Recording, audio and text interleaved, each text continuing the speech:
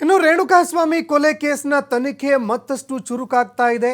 ಈ ಪ್ರಕರಣಕ್ಕೆ ಸಂಬಂಧಪಟ್ಟಂತೆ ಅಧಿಕಾರಿಗಳು ಬಗೆದಷ್ಟು ಸತ್ಯಗಳು ಬಯಲಾಗ್ತಾ ಇದೆ. ಈಗ ಆರೋಪಿಗಳಿಗೆ ಸಹಾಯ ಮಾಡಿದ್ದಂತಹ ಮತ್ತೊಬ್ಬ ಆರೋಪಿ ವಶಕ್ಕೆ ಪಡೆದುಕೊಳ್ಳಲಾಗಿದೆ. ಪೊಲೀಸರ ವಶಕ್ಕೆ ಮತ್ತೊಬ್ಬ ಆರೋಪಿಯನ್ನ ಪಡೆದುಕೊಳ್ಳಲಾಗಿದೆ. ಮೊಬೈಲ್ ಡೇಟಾಗಳನ್ನು ಡಿಲೀಟ್ ಮಾಡೋದಕ್ಕೆ ಈ ಆರೋಪಿ ಸಹಾಯ ಮಾಡಿದ್ದ ಅನ್ನುವಂತಹ ಮಾಹಿತಿಗಳು ಲಭ್ಯವಾಗ್ತಾ ಇದೆ. ಮೊಬೈಲ್ನಲ್ಲಿ ಯಾವ ರೀತಿಯಾದಂತಹ ಡೇಟಾ ಇತ್ತು ಅನ್ನುವಂತಹ ಮಾಹಿತಿ ಹೊರಬೀಳಬೇಕಾಗಿದೆ. ಯಾವ ಡೇಟಾಗಳನ್ನು ಈತ ಡಿಲೀಟ್ ಮಾಡೋದಕ್ಕೆ ಸಹಾಯ ಮಾಡಿದ್ದ ಅನ್ನುವಂಥದ್ದು ಕೂಡ ಗೊತ್ತಾಗಬೇಕಾಗಿದೆ.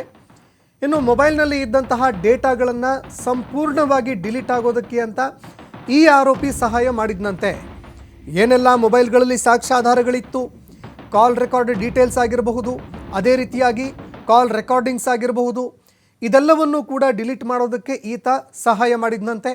ಅದೇ ರೀತಿಯಾಗಿ ಆರೋಪಿಯನ್ನು ಹತ್ಯೆ ಮಾಡುವಂತಹ ಸಂದರ್ಭದಲ್ಲಿ, ಆತನ ಮೇಲೆ ಹಲ್ಲೆ ಮಾಡುವಂತಹ ಸಂದರ್ಭದಲ್ಲಿ ಏನಾದರೂ ರೆಕಾರ್ಡಿಂಗ್ಸ್ ಏನಾದರೂ ಮಾಡಿಕೊಳ್ಳಲಾಗಿತ್ತಾ, ಫೋಟೋ ಏನಾದರೂ ತೆಗೆದುಕೊಂಡಿದ್ರಾ, ಈ ರೀತಿಯಾದಂತಹ ಪ್ರಶ್ನೆಗೆ ಈವರೆಗೆ ಉತ್ತರ ಸಿಕ್ಕಿಲ್ಲ. ಆದರೆ ಆ ಡೇಟಾಗಳನ್ನು ಡಿಲೀಟ್ ಮಾಡೋದಕ್ಕೆ ಯಾವ ಆರೋಪಿ ಸಹಾಯ ಮಾಡಿದ್ದ, ಆ ಆರೋಪಿಯ ಹೆಡೆಮುರಿ ಕಟ್ಟುವಲ್ಲೂ ಕೂಡ ಈಗ ಪೊಲೀಸ್ ಅಧಿಕಾರಿಗಳ ತಂಡ ಯಶಸ್ವಿಯಾಗಿದೆ. ನಿನ್ನೆ ತಡರಾತ್ರಿ ವ್ಯಕ್ತಿಯನ್ನು ವಶಕ್ಕೆ ಪಡೆದುಕೊಂಡು ಪೊಲೀಸರು ವಿಚಾರಣೆ ಮಾಡಿದ್ದಾರೆ. ಯಾವ ರೀತಿನಪ್ಪ, ಯಾವ ಡೇಟಾಗಳನ್ನಪ್ಪ ನೀನು ಡಿಲೀಟ್ ಮಾಡಿದ್ದು, ಯಾವ ರೀತಿಯಾಗಿ ಡಿಲೀಟ್ ಮಾಡಿದ್ದು, ಸಂಪೂರ್ಣವಾಗಿ ಫಾರ್ಮ್ಯಾಟ್ ಅದನ್ನು ಏನಾದರೂ ಮಾಡಿದೆಯಾ, ಅದೇ ರೀತಿಯಾಗಿ ಕಾಲ್ ರೆಕಾರ್ಡ್ ಡೀಟೇಲ್ಸ್ ಏನಾದರೂ ಇತ್ತಾ, ಅಥವಾ ಅದರಲ್ಲಿ ಬೇರೆ ಏನಾದರೂ ವಿಡಿಯೋನೋ ಅಥವಾ ಫೋಟೋ ಏನಾದರೂ ಇತ್ತಾ, ಈ ರೀತಿಯಾಗಿ ವಿಷಯಕ್ಕೆ ಸಂಬಂಧಪಟ್ಟಂತೆ ಈಗ ಪೊಲೀಸ್ ಅಧಿಕಾರಿಗಳು ತಡರಾತ್ರಿ ಆ ವ್ಯಕ್ತಿಯನ್ನು ವಶಕ್ಕೆ ಪಡೆದುಕೊಂಡು ವಿಚಾರಣೆ ಕೂಡ ಮುಂದುವರಿಸಿದ್ದಾರೆ.